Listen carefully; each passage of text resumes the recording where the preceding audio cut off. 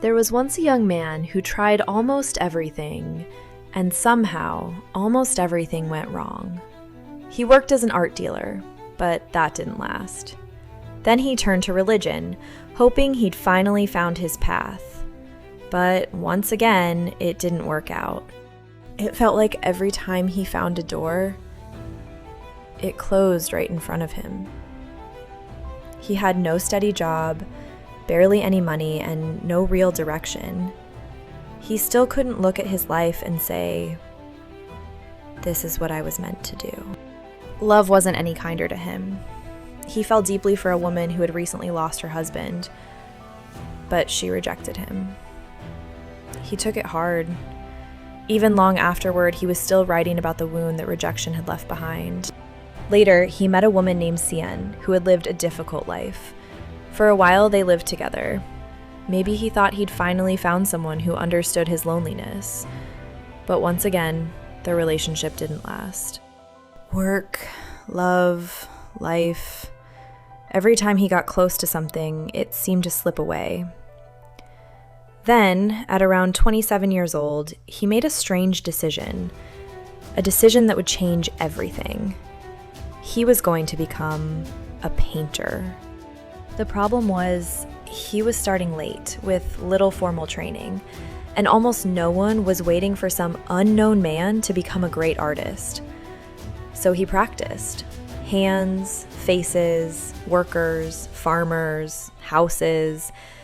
Anything he could see, he drew. His early paintings were dark and rough, and even people around him weren't impressed. Still, he poured himself into one important painting, a poor family sitting around a table, eating potatoes. He believed in it, but the reaction wasn't what he'd hoped for. Once again, success never came.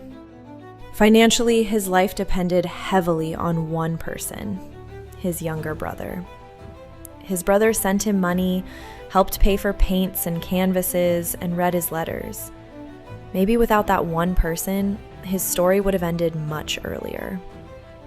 But he kept going. Then he moved to Paris. There, he discovered new artists, new styles, and completely different colors. Slowly, his paintings began to change. The darkness started disappearing, replaced by bright yellows, blues, and greens. Eventually, the chaos of Paris became too much, so he headed south to a quieter part of France. There he had a dream, a house where artists could live, work, and paint together. He even convinced a well-known painter to come and join him. For a little while, the dream seemed to be working. The two artists painted together and talked endlessly about art. But soon, disagreements turned into heated arguments, and in December of 1888, during one of the darkest crises of his life, he cut off part of his left ear. After that, his condition improved, then collapsed again. Eventually, he voluntarily entered an asylum in southern France. You might think that was where the painting stopped, but it was exactly the opposite. Even through some of his hardest days, he kept painting. Trees, hills, the night sky. During those difficult months, he created an image that would become one of the most famous in art history. A deep blue sky with stars that seemed to swirl. But he still wasn't famous. He still wasn't rich. In 1890, one of his few documented sales brought him just 400 francs. Just months later, he died at only 37. He never got to see what would happen to his work. His brother died just months later.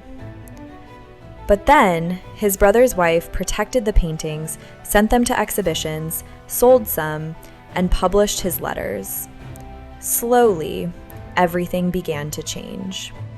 The paintings people once ignored eventually entered some of the world's greatest museums.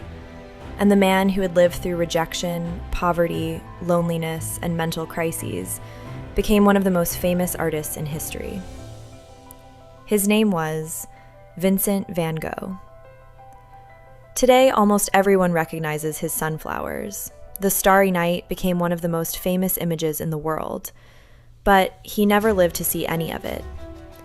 And maybe the strangest part of his story isn't that the world finally recognized him.